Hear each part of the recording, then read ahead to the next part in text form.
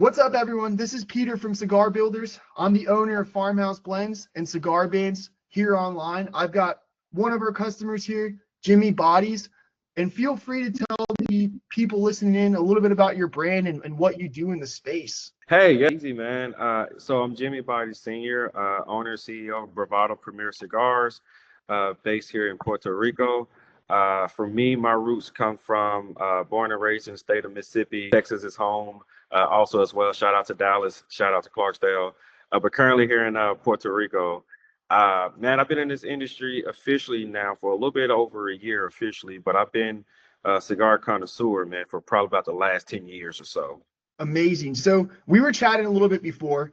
Okay. I have this fancy script that I'm probably going to throw away. Yeah, Like, man, there we is don't so need much good that. information. So Yeah. I kind of want to get into like the bulk of this here because I think what like struck me like in our prior conversations, like, Yeah. okay, this was your first cigar launch, correct? It is. It is. It Okay. is, man. It's Okay, it's cool. one So of the then scariest things I've ever done. what okay, so let's dive into that. So like, how did you feel when you were doing this? Like, because this is your first go at something like this. I mean, it can be Yeah. very, very intimidating. It was very intimidating. So, first and foremost, like for me, I would just remember about maybe 10, 12 years ago, man. I was in the middle of Afghanistan, and I used to have this one of these soldiers used to always have like a cigar, right?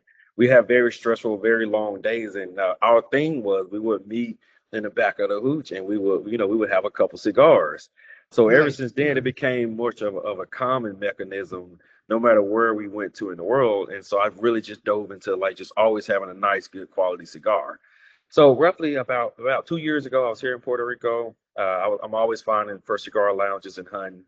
And I was sitting down. I said, man, I smoke so many cigars. Why don't I just have my own freaking cigar? How cool would that be? That's It awesome. started, yeah. It started as an idea. I was talking to some friends about it. They was like, dude, that totally fits you. Like that's what you do. Then we came up with the name. The name was very near and dear to me. Talked to some friends. I said, hey, I didn't want a name cigar. I didn't want it to be Jimmy Body Cigar, right? So, I've talked to some friends. I said, hey, if you can describe me in one word that would represent me, what would it be? And I got all types of crazy stuff. But one friend, she sent me the name Bravado. I was like, wait, is that a slap in the face? She said, no. Like you're a person that you own the room when you walk in, but you do it in a very humble and a very subtle way. And so bravado is what that stands for. It's pride, it's heritage, it's honor, it's legacy, but it also owns the space. Think of it as that's your accent piece whenever you go to the cigar lounge and etc. They see that big gold B and that boss emblem for your B, and it shines at night. We had some last night. It was a club, and you can see that thing glistening and glaring in the middle of the night. So that's the overall detail that we wanted to put into Bravado Premier Cigars. And shout out to your team for the design and the feedback to help my vision, come to light. So how long have you been out in Puerto Rico? Right now, I've been here a little bit over 2 years. So okay, so when you started this brand, it's got like new environment, new place, and Yeah. were all of your sales in Puerto Rico?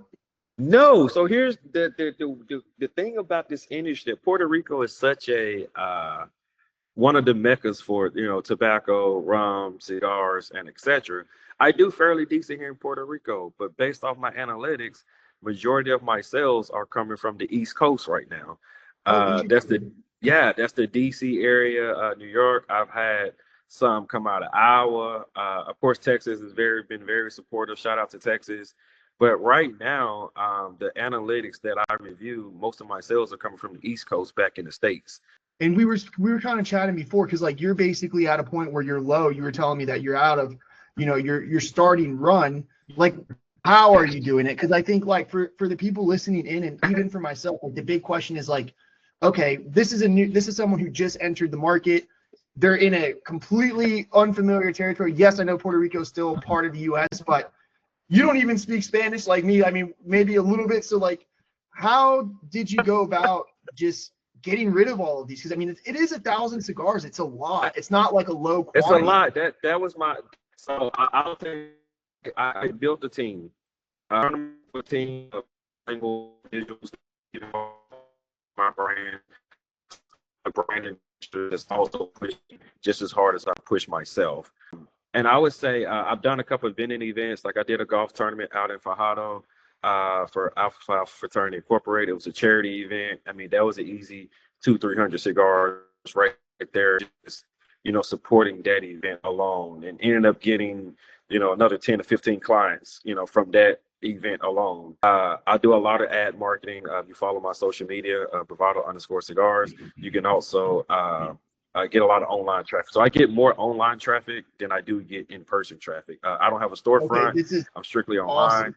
And so I do a lot of my marketing online. I get a lot of website orders and etc. Matter of fact, I just got a text right here from a guy saying, can I just sell you? And he's an older guy, so he doesn't want to use technology. Honestly, we just put our all into it. I give them the vision. They buy into the vision that I have for my brand ambassadors.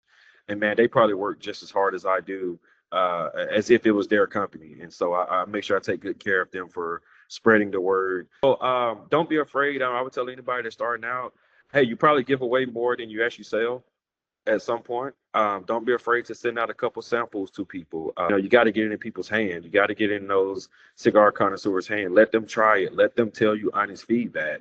So don't be afraid to give one or two, out as well. No, I think that's really solid advice. So you're a little bit, I guess, non-traditional in a sense, because most of the people I've been speaking with are, brick and mortar. We're talking on the phone. You're coming into my store, and that's how we're selling the cigars. So I want you to maybe elaborate for the viewers. Like, this is a completely different marketing tactic compared to what others are doing, I think, in a sense. And I think a lot of people are scared of it. They're pretty scared of the online realm. They're scared of social media. They're scared of running ads. Our business is built exactly like yours. So I'm curious to know, like, what difficulties or what triumphs you've encountered when utilizing like an online presence to build your brand. For me, it's worked with two different businesses, right? I have another business that has nothing to do with cigars. You got to think about it. Most of my market clients are very high level, intelligent people. It's a luxury cigar. Most of those individuals are not outside and about. Like they're typically somewhere in an office or working or etc. So I have to make it easily accessible for them to buy it like that.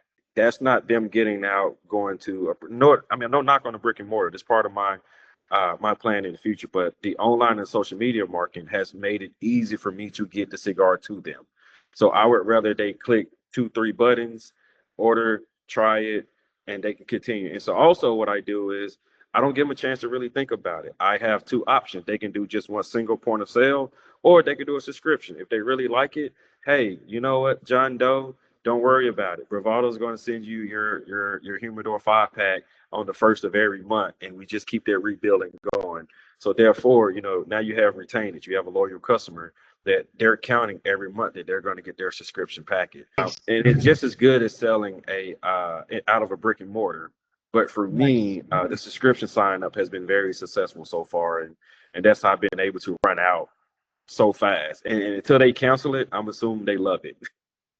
No, for sure. I mean, and I think that's really smart, because then now it seems like you've set yourself up for, how many orders you're getting a month. So then like you can properly start to really plan out your business venture. You know how much is coming in, how much you can spend on marketing. So are you running like social media ads yourself? So I have a team. I have two hardworking individuals. One, she's really good at doing all of my video content, my editing, and etc. For me, I've been able to focus on business development.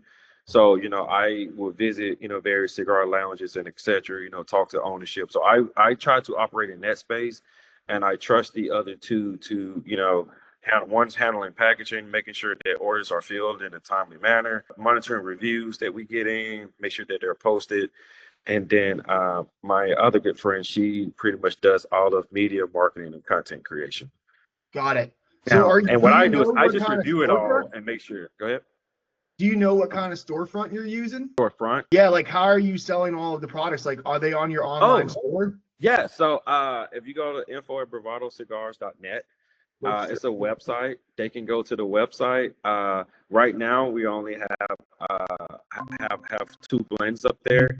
And so if they go to this website, there's the welcome page, tells you a little bit about us. If you stop there, there's our social media page. They can click on it. You can follow us. And then from there, you can purchase your whichever package that you would like to purchase. Oh, No worries. yeah. Sorry. Click on more pricing plans. There you go. So here, so the collector's box, I'll tell you a little bit about this box.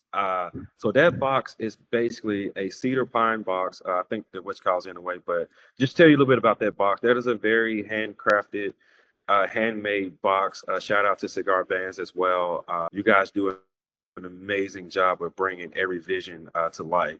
But even just if you look on the side of that where your mouse is, man, just look at the details of that box, man. It's absolutely beautiful.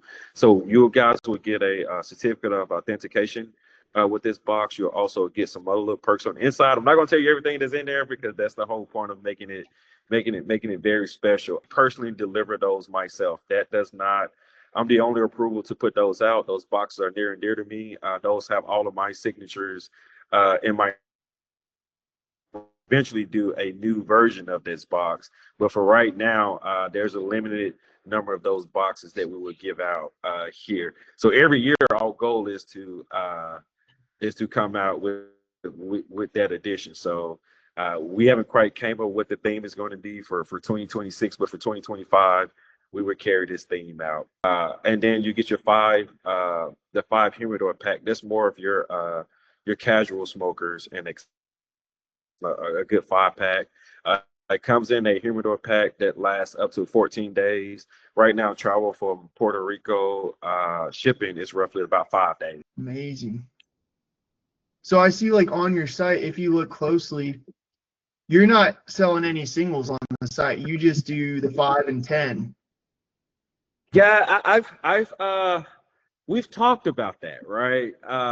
When I say we, me and my team, what we're looking at doing is if those people, those individuals that were like, hey, we just kind of want to get a sample before we fully invest. We're trying to come up with the way of how can someone go online and order a sample, and maybe we, give it a fair price if they want like a 1 or 2 pack, to send those out. But no, right now, as of today, we do not offer Well, I don't online think there's singles. anything But if wrong you with catch that. I think it's great. Yeah, if you catch me at a pop up, I may, okay for them to sell singles, but singles is not really our thing at the moment. Normally we give out singles. They're normally samples to select individuals and etc. Unless we're just feeling really, really, really good that day. That's fair. I mean, we don't as well. Like we're only, 25 or 50 counts. So I think this is probably a testament to why you got rid of everything so quickly.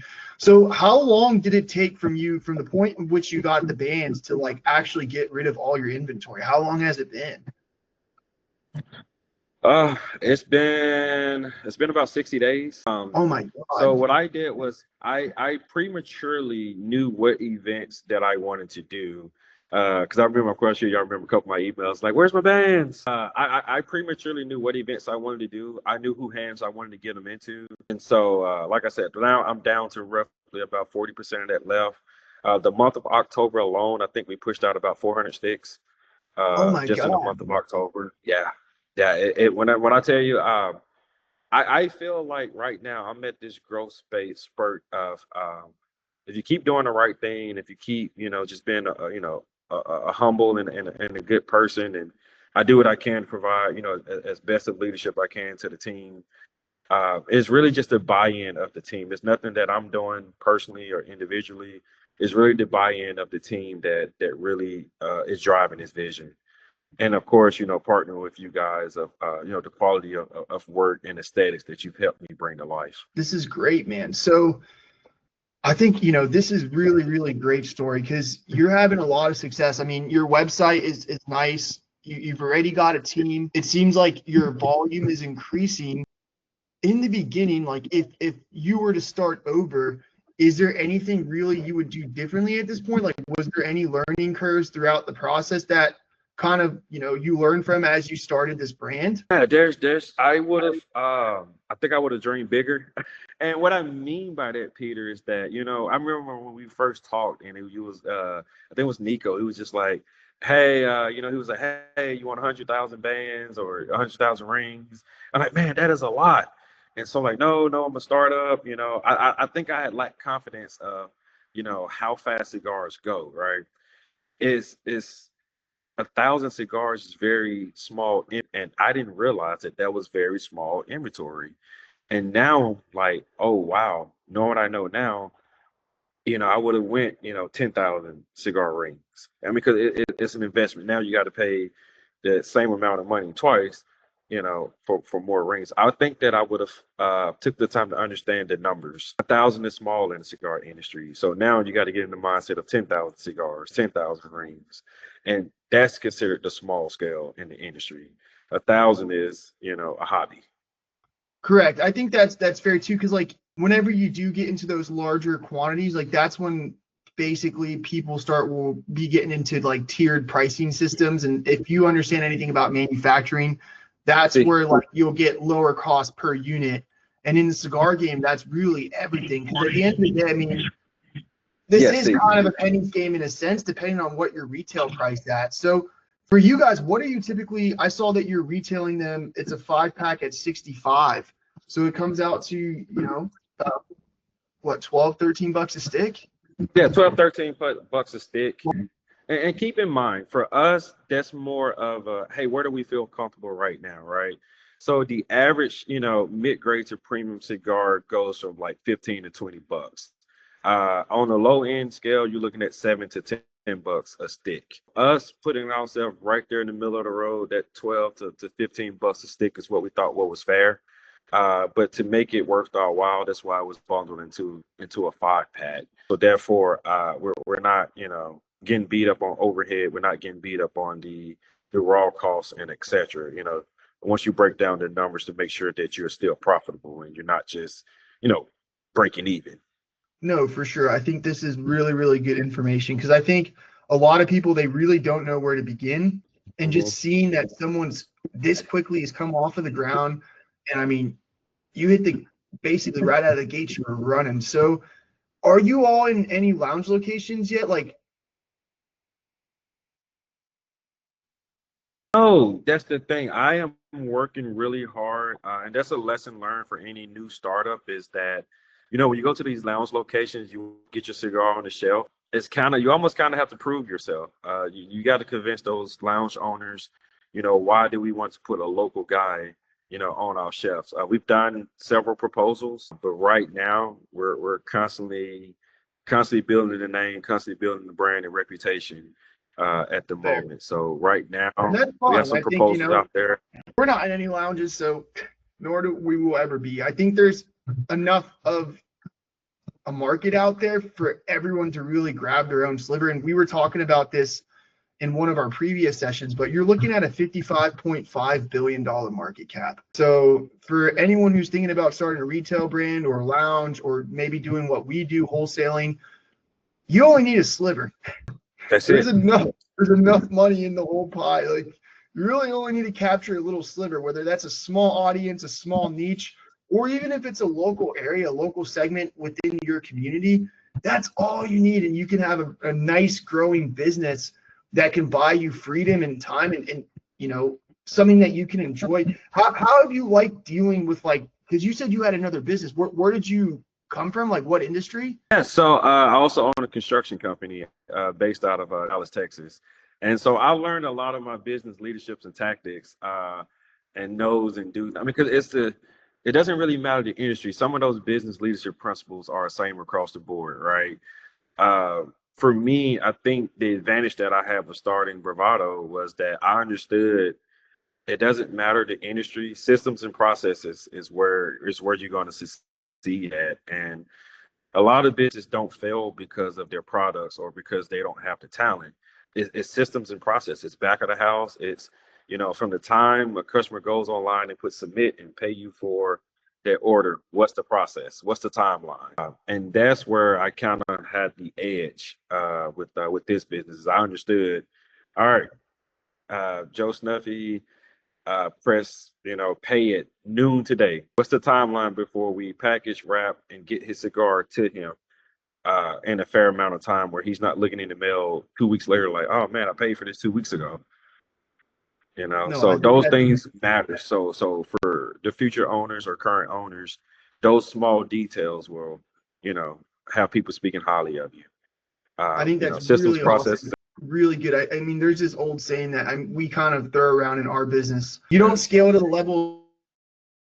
Nico and I think we probably together congruently have done well over 25 to 30 business ventures. We're young. We had a lot of failures before Cigar Vans. There were so many that people don't hear, but majority of our failures early on as like young entrepreneurs, you know, Nico was not having the proper operation or systems in place because we just didn't know how.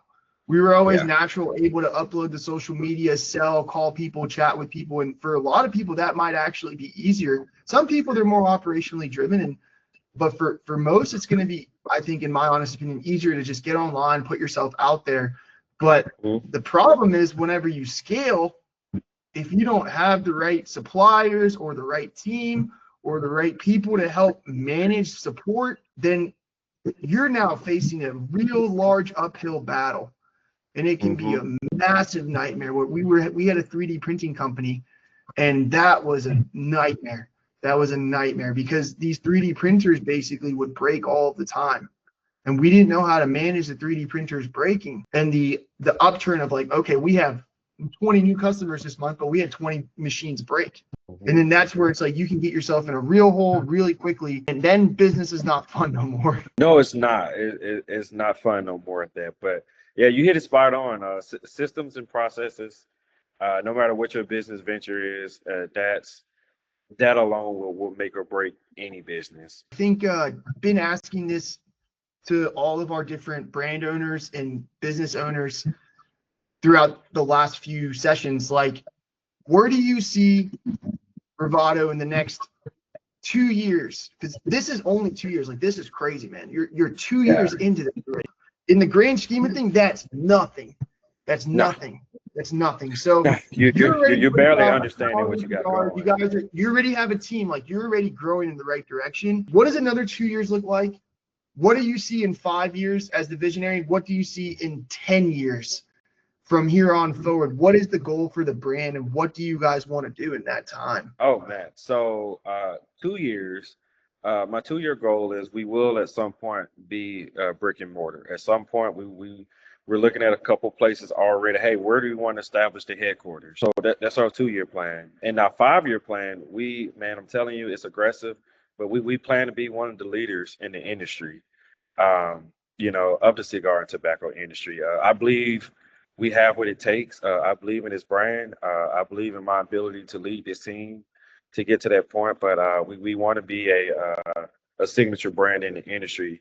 And in 10 years, hopefully, we're setting the example of what we built now. At that point, we're starting to build legacies for all of our employees, all of our people that involved and help us get this thing started. Big dreams, big goals, big aspirations for us over the next 10 years. I don't see this as one of the cigar companies that's going to collapse. I think that we're on the right track.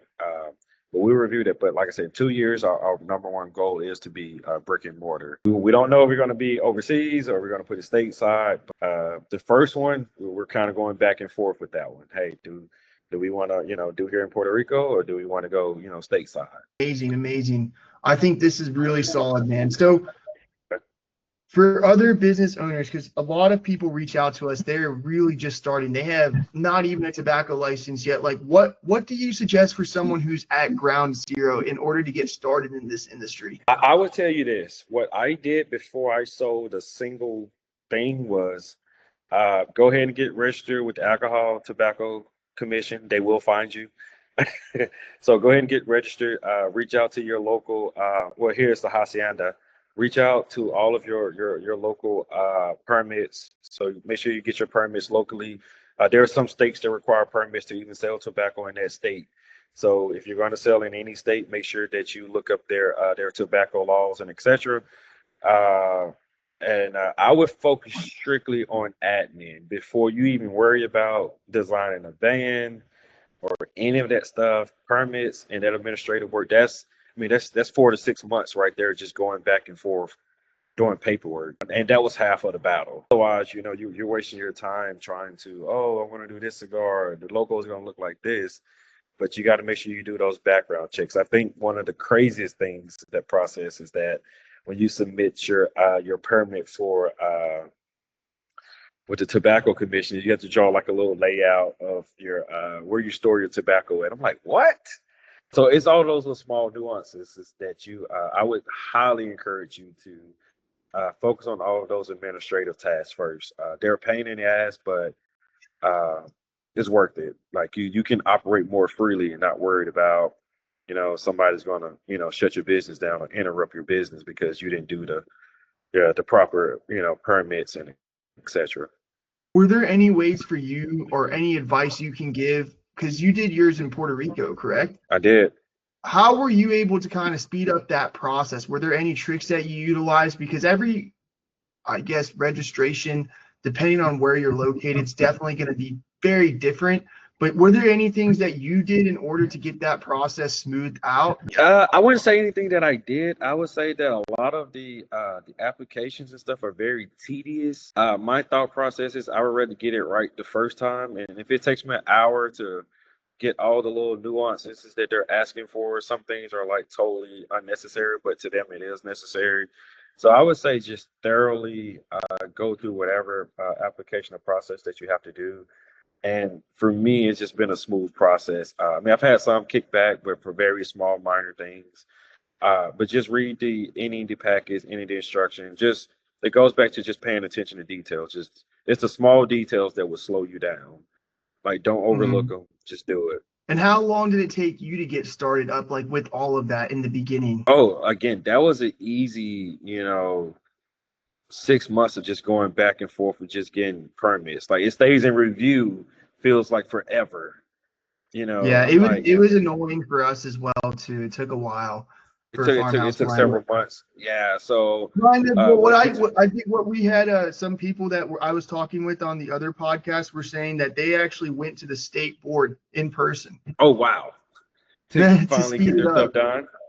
Yeah, we called. That's how we did it. We did a lot of calling. We had an account manager just walk us through the whole thing here in Florida. But I would argue that Florida is a relatively easy state to get it done.